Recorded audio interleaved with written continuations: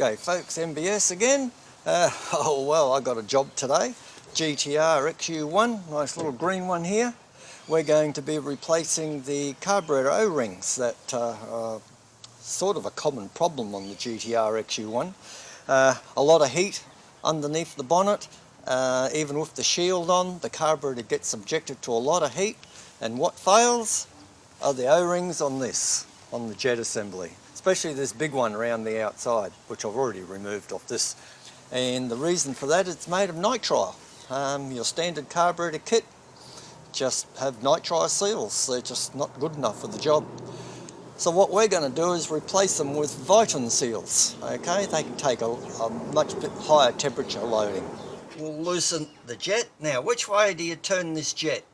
A lot of people can really make a serious mistake here and try and turn the spanner that way, because they're looking at it from the top. And how do you undo a bolt? You undo it this way, yeah? That's how you undo it, but you're actually tightening it because this is upside down. Alright, so be careful of that. Put your spanner over there and undo it that way. The fuel's already emptied in this because there's no fuel coming out because the jet was leaking. Alright, and there we have the assembly all out. Okay, there's the O-ring out of the middle carburetor, broken and swollen. The jet adjuster itself, swollen. That was hard to screw out. And then there'll be one more up in here, and that one looks to be okay. And this basically, guys, is what happens to nitrile seals. They swell, they break, they harden. Look at that, just crumbling apart. All from the heat from the engine bay, destroys the nitrile. So, oh well, look, this job has just turned out to be a total disaster.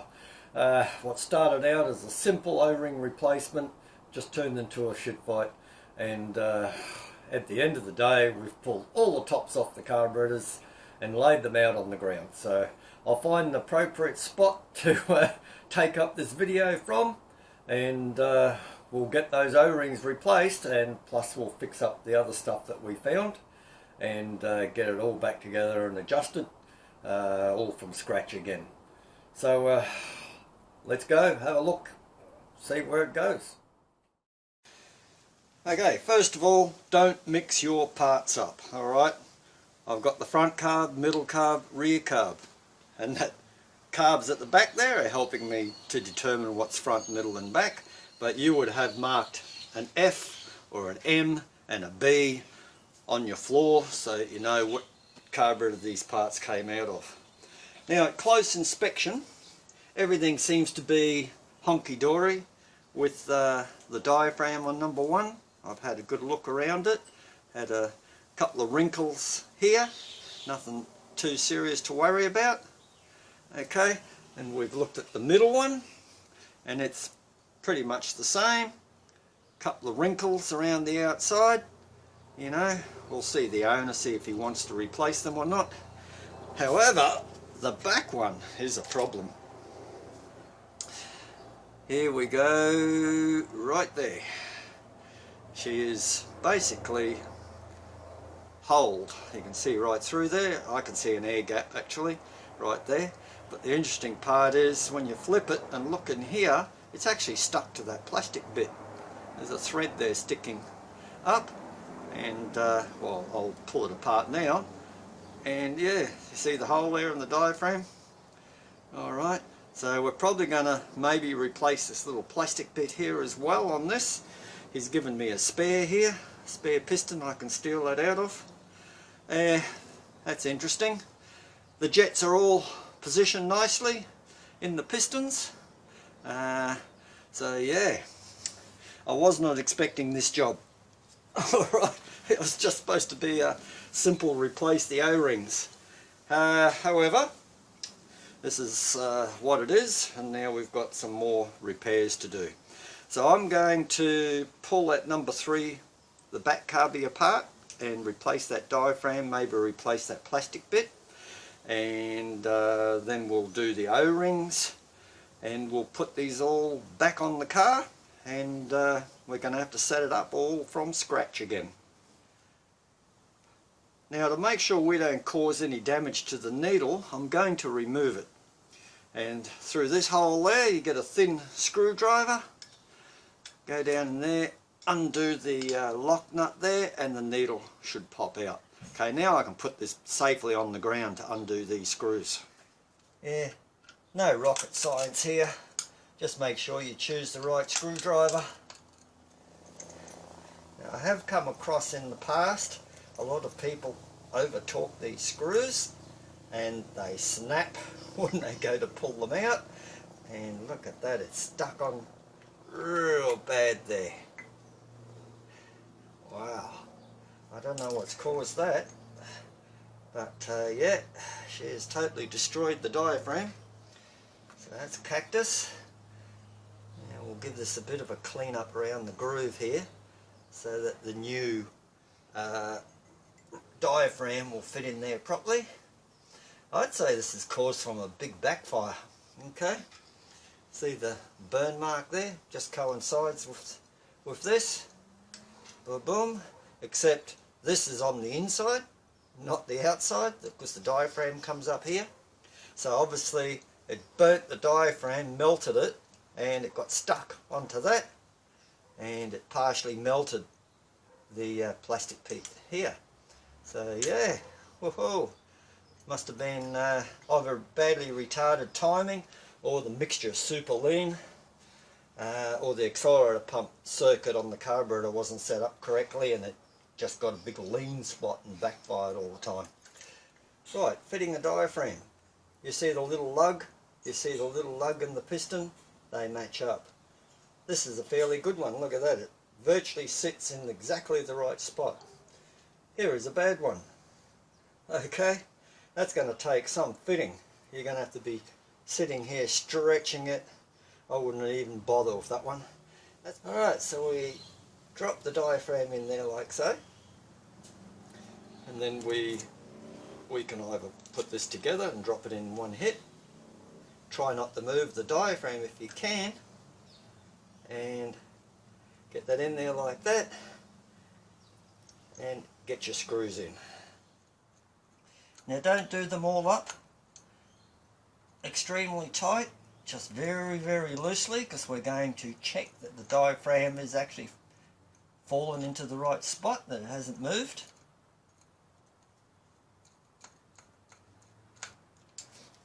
And we're going to do that by simply turning it around and make sure it is seated correctly all the way around, and that is nice. So we can now screw the screws down, and there you go. That diaphragm is now set in good condition, and we'll put the needle back in. When you're refitting the needle, just put a screwdriver up against the step, push the needle in, and that is where you set it up, and then you just lock it off. And I'll be checking that on all the pistons before I refit it all back into the carburetor. So we are fixed up number 3. Alright, all that's left now is O-ring replacement. Let's disassemble this now. We've got our washer, put him down on the ground. We can pull the jet out. It'll just slide out, and there's an O-ring in there, which we can easily pick out. If you can't get it with your fingers, we've got these little pickers, and we can just dig it underneath there and take it out. That'll be the small O-ring. So we'll put that on the ground now. Then you have your jet assembly. This is the bits that you would replace if it's worn out, because it's that's where the needle goes into that jet. Alright, and spring. And then we have the holder, and then we have the adjuster. And there'll be an O-ring on that adjuster right there. Alright, so to get these two out, you'll need a picker. Alright, nice little sharp one. You just get in underneath it, and look, if you're removing, you can destroy the O-ring. You can just pull on it till it breaks, yeah? And then it comes off easy. Not a problem. I don't think you'll ever be using reusing these. Now these are the nitrile seals, and as the whole reason we were replacing these is because they hardened and cracked. This one's okay. So you can just dig into the rubber and try and bring it out, or you can try and, now at least this one's not hard, but it breaks fairly easily. Alright, so there you go, all apart. Now to put the new O-ring on. Alright, so make sure the groove is clean that the O-ring is sitting in.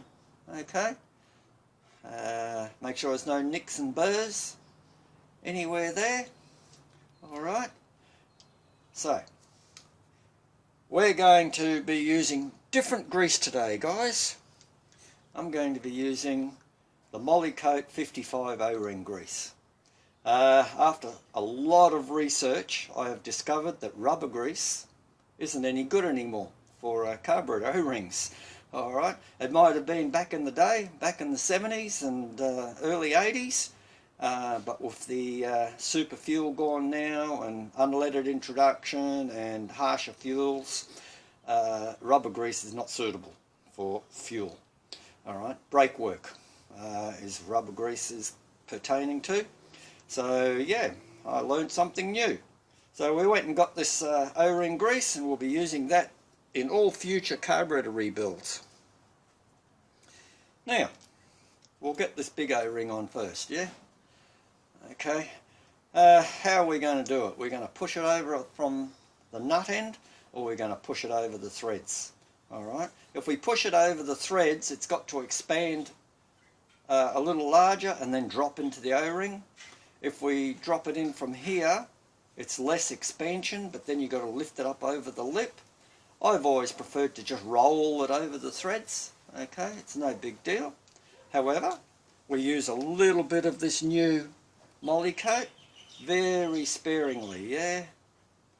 Just hardly any is required to get the job done. You don't want to flood the O-ring with grease, so yeah, we just push it over like that, and then we can get the picker underneath it without damaging it. Yeah, just slip it on underneath. That helps you pull it up onto the thread. Once you get it up onto the thread, oh, I nearly had it, you can just roll it down the thread line. Alright, so once again I'll get the picker over it just here, and we'll roll it down. Okay, so down it'll come down to that last little step, and if you can't roll it over there, bring the picker underneath it again just to help it along. Pick it up underneath that hole so we don't damage it. Make sure the picker goes through and you don't dig it in, and it just rolls into place. There you go. That's that one done. Same deal with this one. So once again, an extraordinary small smear of it over the O-ring. We push him on, and it'll be the same deal. We just want to get it started over the thread, so we'll put the picker underneath it, bring it down like so, and then roll the rest around. I hope it's coming out on camera okay. Alright, we've got it up onto the thread. Now it's jumped into this little groove, and we'll put the picker underneath it again and roll it over. Okay, it's very important you don't put the sharp spike of the picker into the seal, okay? You will damage it. So we'll give this a little smear.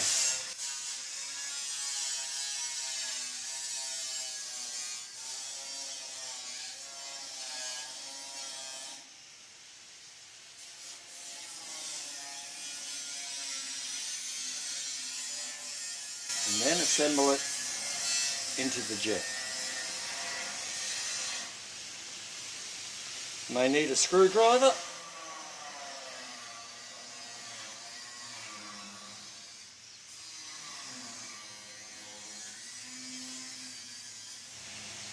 And then we'll smear a bit on here.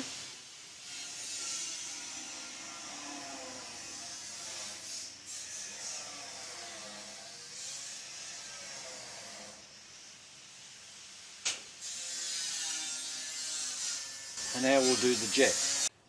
With the jet assembly, not much required here. Just drop the O-ring into the slot here.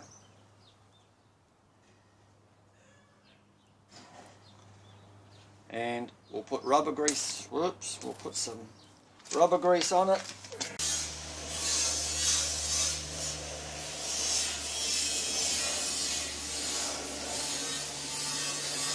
And push it in like so. And test that the jet moves smoothly up and down. Okay. Now we can put this back into the holder.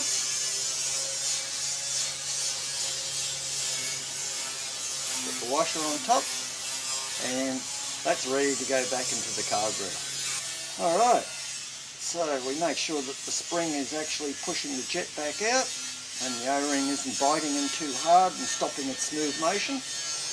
And we will coat the outside of that ring a little bit more, and we should be able to screw that straight back up into the carburetor.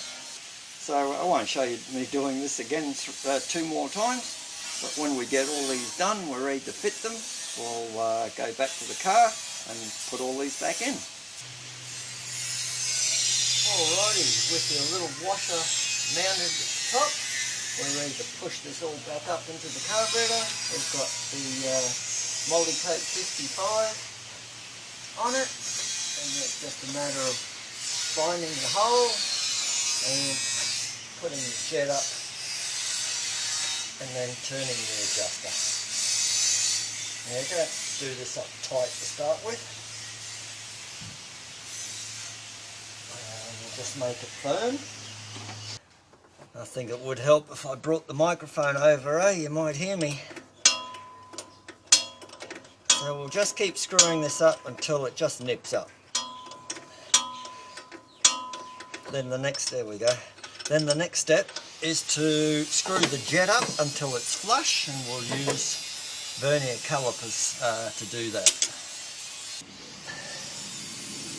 So what we do is we actually push this down, put that onto the jet, and then force the rest of the caliper down till it meets the bridge, and then we have our measurement.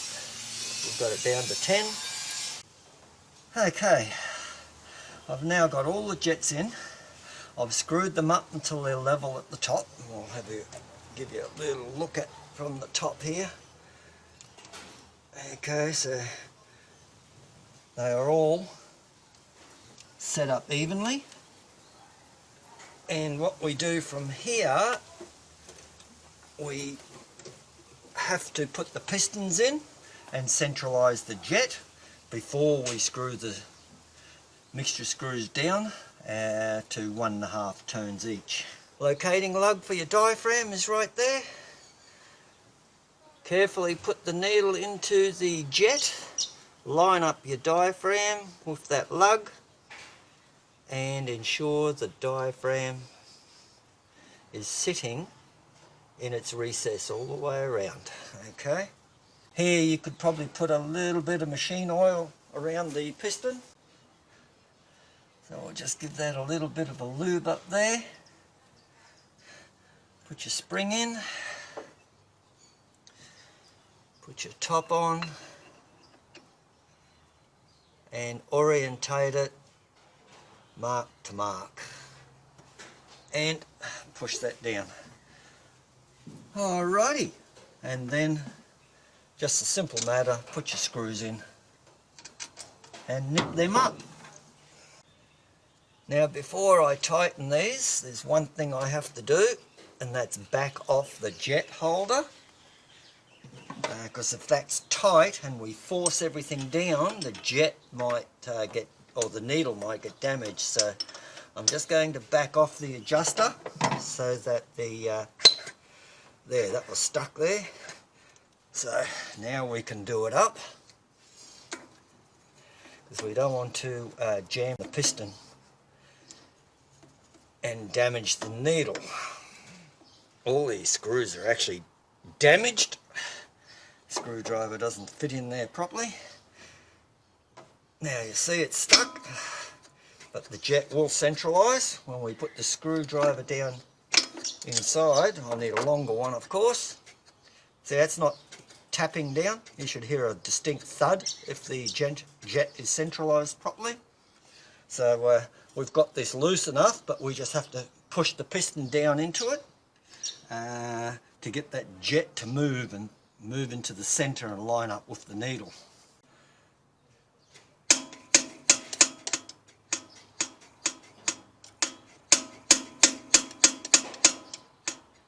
Okay, there you have it. That's what it should sound like. And when we lock this up, it still should sound the same if the jet hasn't moved. So let's do that and see how it goes. We'll put a little bit of weight onto that piston. And you keep doing it up until it's locked. Okay, we take that screwdriver out and it should still sound the same. Okay, that is centralised. Jet holder is locked, nothing's going to move. We do that with all three carburetors when we get the tops back on them. Okay, now we're ready to screw all the jets down 1.5 turns to start it. Well look, I could even go 2. Let's go 2 turns, even though GMH recommended to go further than that, but you'll see later when we go to adjust it, whoops, that may be too rich for us. Okay, we are down 2 turns on everything. We'll lift the pistons up, get some oil in there. Another contentious issue of people with these cars that swear that no oil should go in here.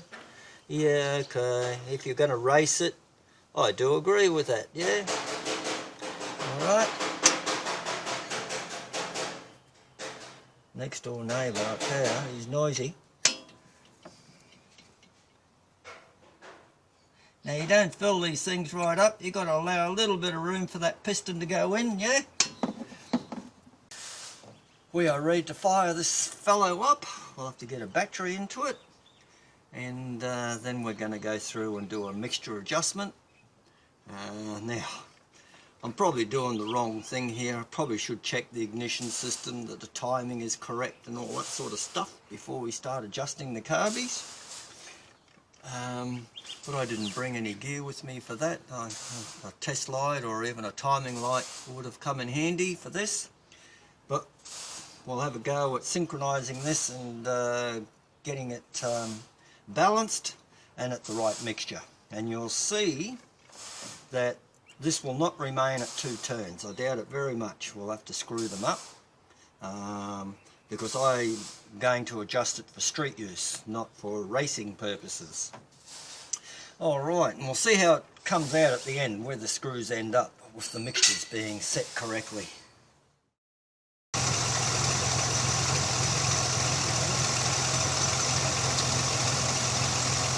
Well, while it's warming up, I'll take the opportunity to see if the carbies are at least synchronised. So we've got 6, 5.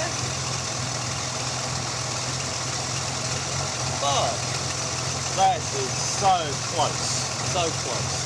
So we won't be touching the idle speed screws unless it's idling too high. Then we'll adjust each of them down the same amount. But idle speed will change as we adjust the mixture screws. So if it's running too rich right now and we lean it, it might pick up a little bit in idle speed, but we'll see. Still got to wait a little bit yet, it's only on about 100 degrees.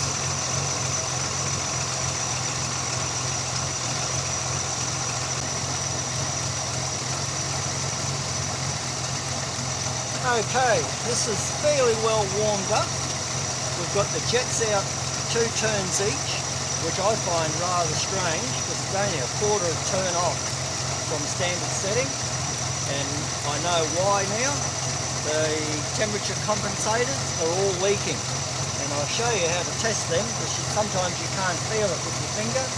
Piece of paper floating around, watch it get sucked to the carburetor. Boom. Okay. that one,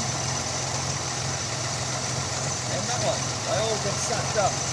So we've got vacuum leaks at each carburetor because the compensators aren't sealing properly, whether that's due to the O-ring at the base or the O-ring, could be O-ring at the top too, but that would leak in a different spot.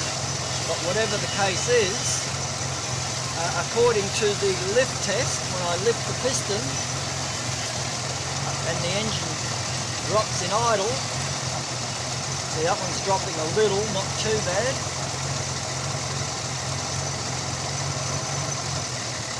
And there you go, that one's dropping a fair bit. I need to go richer because of the vacuum leaks through here. So it's as I suspected.